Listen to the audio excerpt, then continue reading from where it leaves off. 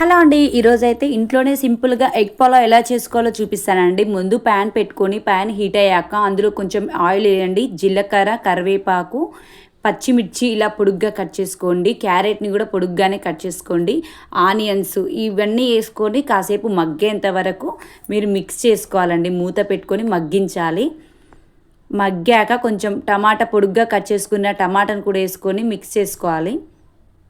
Mix చేసుకున్న తర్వాత కాసేపు మూత పెట్టి మగ్గనివ్వండి. మగ్గనిచ్చాక అందులోకి మీకు టేస్ట్ తగ్గట్టు అల్లం వెల్లుల్లి పేస్ట్ కూడా వేసుకోండి. కాస్త పసుపు, పచ్చివాసన పోయేంత వరకు మిక్స్ చేసుకోవాలి.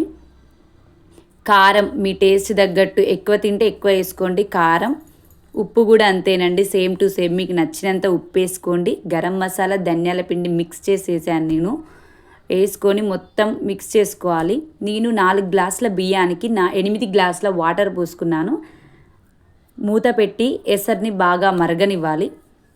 ముందుగానే మనం కడిగి పెట్టుకున్న బియ్యాన్ని కూడా అందులో వేసుకొని కాసేపు ఒక 15 మినిట్స్ వరకు మూత పెట్టి మధ్య మధ్యలో ఇలా మిక్స్ చేస్తూ కాస్త ఉడకనివ్వాలండి.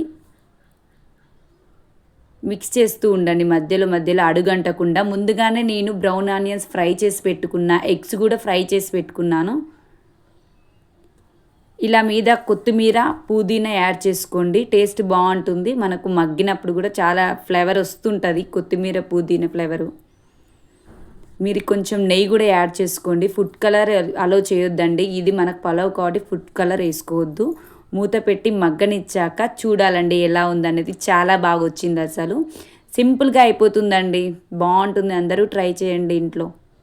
Thank you.